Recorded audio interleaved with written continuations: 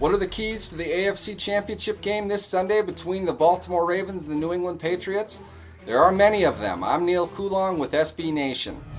The Ravens were able to upset the Denver Broncos largely because they outplayed them. A novel concept, but when you play defense and don't turn the ball over the way the Ravens did, you're going to score upsets.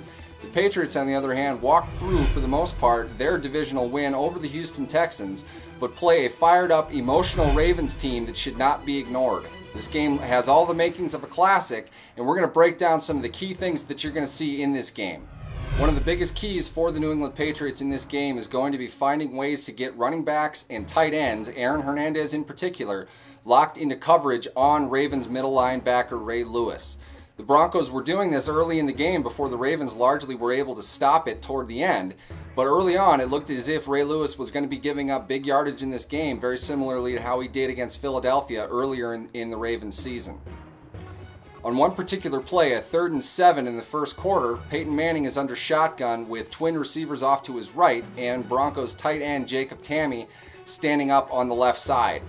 At the snap, it appears as if Ray Lewis was thinking about blitzing over off the defensive left side, but instead drops back into middle zone coverage while the rest of the Ravens are playing in man.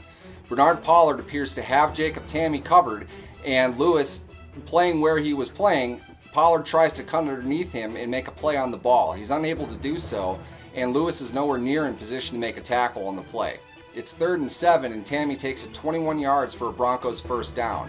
Jacob Tamme is not the athlete that Aaron Hernandez is, and it's a sure bet that Tom Brady, the Patriots offense, and Aaron Hernandez are going to be looking for these kinds of plays early and often against the Ravens in the AFC Championship.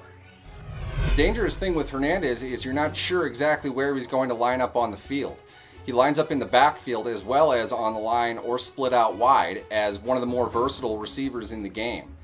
On a play in particular, inside Houston's red zone in the first quarter of New England's big win over the Texans in the AFC Divisional Round, Hernandez comes out of the backfield charging right at linebacker Barrett Ruud of the Texans.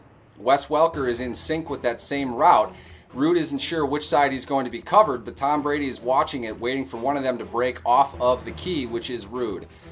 As Hernandez gets to Ruud, he cuts off to his left just as Ruud is shoving Welker in the other direction, sacrificing all of his position and leverage. Hernandez has an easy time escaping from Ruud, catching the pass, taking it all the way down to the 1-yard line. The Patriots would eventually score on that drive and several others in a really big win over the Texans in the divisional to set up the AFC Championship game. For the Patriots offense to click the way that it has, they're going to need to continue to get that kind of production out of Hernandez and Brady in the short passing game. Whether Baltimore can stop that is something that we'll find out on Sunday. They're certainly capable of doing it, but if the Patriots get into a rhythm, it's going to be a long day. For what the Patriots can do well in the short passing game, the Ravens can more than make up in the potential of the big play that they have among their offense. The Ravens are fearless with the arm strength of quarterback Joe Flacco and the speed of wide receiver Torrey Smith, and that makes them a very dangerously dynamic team from their own 40-yard line and in. In particular, what they're going to need to do in this game is protect Flacco and give him the kind of clean pocket that he had much of their victory over Denver in the divisional round. One play in particular stands out. With 10:41 left in the first quarter, they have the ball in 2nd and 2. They bring out 3 wide receivers and 2 running backs, a formation that's very aggressive, very pass-heavy, and something they can threaten either deep or short. With the 2 running backs next to Flacco, it could be a quick little flare pass looking to pick up the first down and keep the drive going.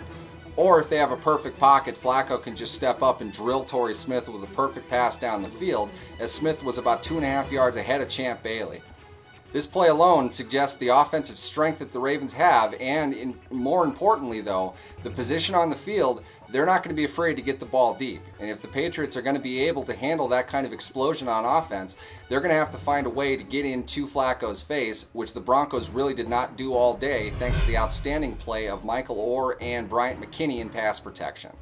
There are many keys to this game, and we're going to highlight more of them as the week goes on here on SB Nation. So stick around our YouTube channel, youtube.com/SBNNFL, and we'll have more highlights, analysis, and commentary for you. As far as predictions for this game, as odd as it sounds for most people, I think the Baltimore Ravens are going to pull this one off and end up in their first Super Bowl since the 2000 season. For SB Nation, I'm Neal Coolong.